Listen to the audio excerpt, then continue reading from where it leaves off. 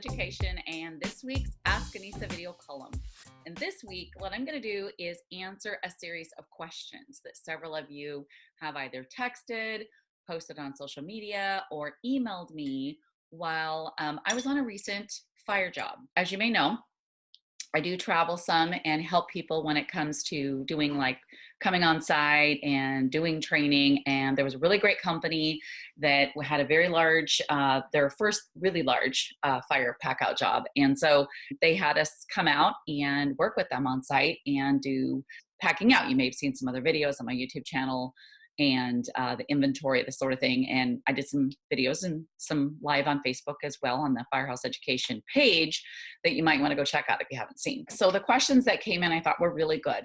And so I kind of compiled probably the three biggest questions that I was asked and that I also think are the most important for you to know. So one of those questions that came in, I think it was from Jeremy on Facebook.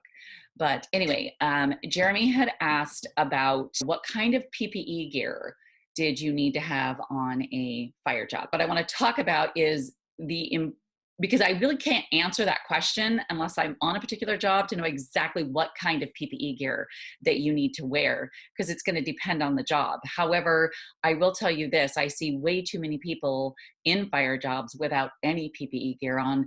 I mean, at a bare minimum, they don't even have gloves on their hands and they're touching things that are, covered with soot and stuff. And that's really not safe. There's a lot of VOCs and a lot of different things that are released in the air when you have a fire, especially if there's any, man-made material burn, which, hello, there generally is, plastics and wiring and walls. And this particular job we were on was a garage fire. So there was a ton of chemicals that burned in that fire. So it was really important to have proper PPE gear. And fire PPE gear can include it can be everything from booties and gloves to white Tyvek suits or the, yellow Tyvek suits that are more impenetrable. It can include full face respirators, safety goggles, and maybe along with half masks, depending on the situation that you're in. So it's just really, really important that you understand what the proper PPE gear is. So if you're not already have your crews fit tested with full face respirators, you absolutely should, because every person who's going to work on a fire job should have the ability to wear one of those. And more than likely, they're going to be wearing them, especially when it comes to the pack out and that sort of thing. Once you get into your cleaning warehouse, if you're cleaning the contents, it's a little bit different story.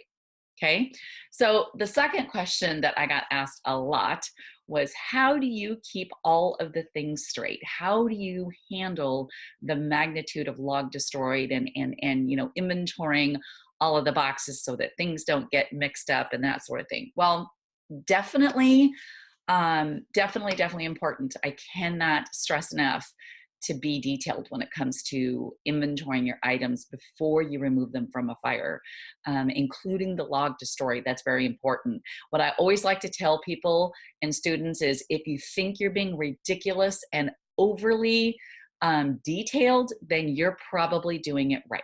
Okay, so detail, having systems in place, so that you've got check boxes to know how you're handling items going through the flow is huge and important as well, so that you're not misplacing boxes or items.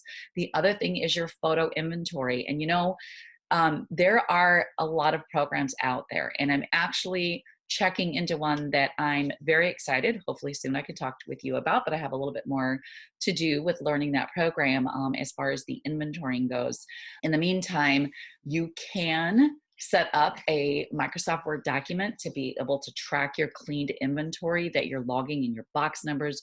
You want to track box numbers and box sizes and by the room. Everything is by the room when you're dealing with a fire job, especially, when you're dealing with the content side, especially. So, there's a lot of programs out there that do great. There's Matterport, there's several programs that you can do video inventory or videotaping, if you will, to, look at a job and get a sort of an inventory of where everything is at. It's very important that whether you do that or you just do your own digital camera situation, do it before anything is touched. Don't touch anything and take it out of a room or move it even in a room until all of that photo inventory is done, so that you have a record of what was there, where everything was before you came in and touched anything on the job. Trust me, you'll thank me for that later if you ever have someone say, hey, this was in a room and now it's not there. When you go back to your original photographs, you will know whether it was in that room or not and exactly where that item was sitting. So that's really, really important. So being uber detailed, ridiculously meticulous is how you keep from messing up your inventories and losing an item. Okay. So the third question that I get asked so much is, how much can you make on a contents job? Or, how do you bill out a contents job? Well, okay, that's kind of a two-part question. So I'm going to talk about the how to bill out in a second. But when it comes to how much can you make on a content job, that's like asking, how many miles per gallon does the average car get?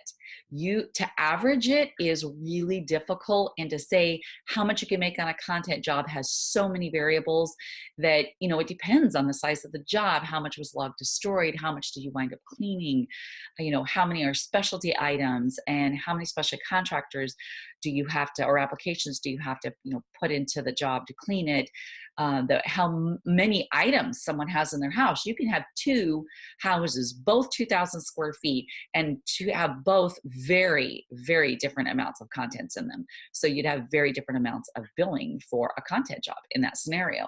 So it is easy to say an average profit percentage. Now that's a different story, and that's a better conversation to have. Profit margins, I average 65 to 72% when it comes to content cleaning, whether it's pack out or clean in place matters. I actually do better on a profit percentage when it comes to clean in place. So those are really the kind of numbers I think that are more important. But, you can get one content job that's a clean in place with no pack out, and it's, 10 grand. And you can get another content job that's $60,000. So there's a lot of variable there. What you need to know is, what is your profit percentage on each and every job, and know that you're in a good, healthy average there. Okay, so the second part of that third question I wanted to talk about was how I bill. Now, some of you heard me talk about this before, but again, that was one of the most popular things that people asked me, so I wanted to have a conversation here with you about it. I bill kind of what I like to call a hybrid. Now, some people bill strictly one way or the other. They go by the item, by the box, T&M, by the hour, and plus materials. I kind of do a hybrid. So it depends on the item. I may bill by the item. I rarely ever would bill by the box. In fact, off the top of my head, I can't even think of a scenario where I would just be billing by the box. There might be, if it was maybe just a small pack out, it was just some average kitchen items, that sort of thing, I might. But generally I do a by the item, I do time and materials, and then I do what I call percentage of value. Okay. So kind of mixing that up.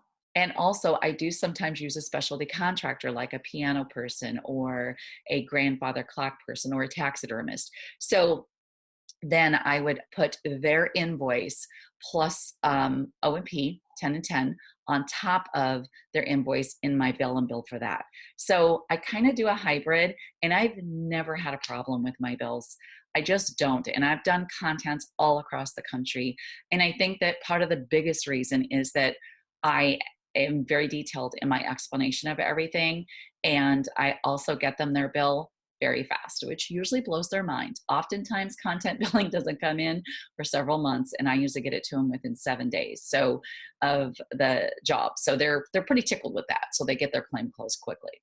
All right. Well, I know I just threw a lot at you, but I really felt it was kind of important. I almost did a live Q&A to kind of talk with everybody about this, because I did have so many questions, as I said, come in. I'll answer a few more in the up and coming weeks on Ask Anissa, but I just wanted to get this one out to you with those top 3 that I felt like were really, really important. And if you would like to check out our services, you can go to firehouseeducation.com, where we do have our online training courses and our marketing materials there. If you're interested in having me come out and work a fire job with you, I would love to do that. Just send me an email and we can have a conversation. My email is anisa@firehouseeducation.com. And don't forget to send me questions. I always love to hear from you guys. And on that note, I will see you on next week's Ask Anisa video column.